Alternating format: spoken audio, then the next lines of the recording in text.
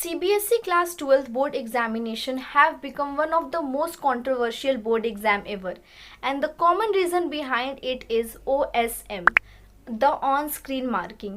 देखो 13th में को आया क्लास 12 का result. All the students were so excited including me. But when we saw our result we were shocked, क्योंकि हमने जितने मार्क्स एक्सपेक्ट कर रखे थे उससे हमारे मार्क्स कम आए थे, स्पेशली इन साइंस.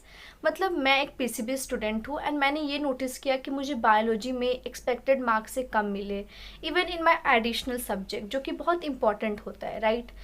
तो देखो बोर्ड एग्जामिनेशन कोई नई बात तो नहीं है, ये सालों से होता आ रहा है, लेकिन इस बार जो न्यू चीज़ था वो था OSM.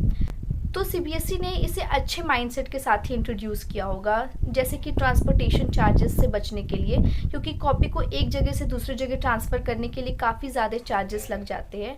Second thing is that कि ट्रांसपोर्टेशन के दौरान काफ़ी सारे कॉपी में कुछ डैमेजेस भी आ सकते हैं, उस चीज़ से बचने के लिए.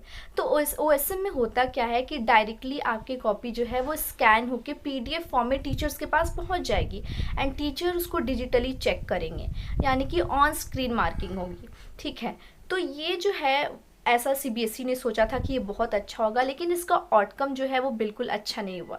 स्टूडेंट्स तो इस चीज़ को लेके पहले ही डर में थे, बट जब रिजल्ट आया तो ये और भी क्लियर हो गया.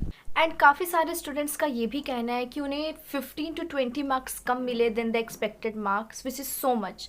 और मैंने ये भी देखा है कि जिन बच्चों का 96, 94 ऐसा है फिज़िक्स में, उनका बायोलॉजी में RT है. सोचो ये कितना बड़ा मतलब प्रॉब्लम है, राइट.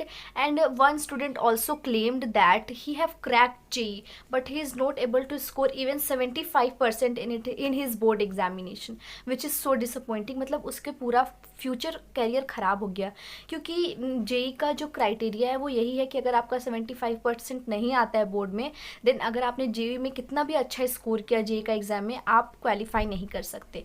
तो वो बेचारे का तो वो चला गया.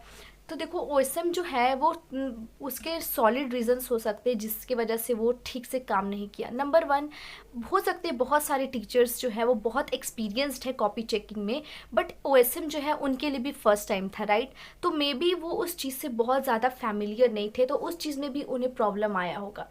And the second thing is that कि डिजिटली जब हम उसे स्कैन करके भेजते हैं अलग अलग टीचर्स के पास, तो मे बी कॉपी जो है वो ब्लर हुआ होगा. एंड मैंने ये सुना है कि कॉपी जो है वो ब्लर था, तो जो कॉपी ब्लर है वो टीचर उसे वापस थोड़ी मंगाने जा रहे हैं, उसी को वो एनालाइज करके मार्क्स देने वाले हैं. और अगर हमारा कॉपी ब्लर है तो उसका तो मार्क्स गया. एंड मैंने ये भी देखा था कि टीचर्स हमें बार बार एग्जामिनेशन हॉल में कह रहे थे कि किसी भी चीज़ को ड्रॉ करना है या अंडरलाइन करना है तो उसके लिए पेंसिल का यूज़ ना करो, उसके लिए पेन यूज़ करो. एंड उस चीज़ को भी हमने अपने माइंड में रख के ही सब कुछ किया, but still I don't know कैसे ये सब हो गया. बट जो भी हुआ है उसके लिए हम सब ने बहुत फाइट किया, हमने जस्टिस मांगा, प्रोटेस्ट किया, टीचर्स ने भी हमारा साथ दिया. एंड फाइनली सीबीएसई ने अब कल एक प्रेस कॉन्फ्रेंस किया था जिसमें उन्होंने बताया कि हमारा री इवैल्यूएशन क्राइटेरिया जो है वो पूरी तरह से चेंज हो गया. पहले ईच कॉपी का 700 लगता था, अब हमारा ईच कॉपी चेकिंग के लिए सिर्फ 100 रुपीज़ चार्जेस है, as well as per question के लिए 25 रुपीज़ चार्जेस है. बट आई फील दैट मुझे बायोलॉजी, फिजिकल एजुकेशन, IT ये 3 सब्जेक्ट में है थोड़ा प्रॉब्लम कि इसमें मेरे मार्क्स अच्छे हो सकते थे, क्योंकि मैंने उतने अच्छे लिखे थे लेकिन मुझे नहीं मिले. तो क्या मैं ईच सब्जेक्ट्स के ईच क्वेश्चंस को 25 मार्क्स देना प्रेफर करूँगी या नहीं, ये चीज़ मुझे थोड़ा कन्फ्यूजिंग लग रहा है. एंड एक और बात है कि अगर कोई भी चेंजेस देखा गया कॉपी में तो आपके जो रिफंड हो जाएंगे जितने पैसे. तो I don't know, I am so confuse right now and you guys people must be thinking कि अब आगे क्या होगा. तो please write down in comment कि अब आगे क्या करना चाहिए एंड क्या OSM जो है वो आगे प्रोसीड करना चाहिए कि यहीं पे ख़त्म हो जाना चाहिए.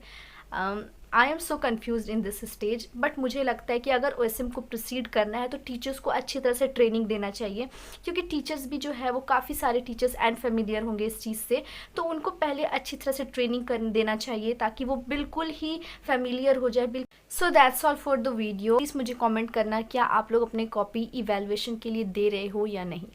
Bye bye.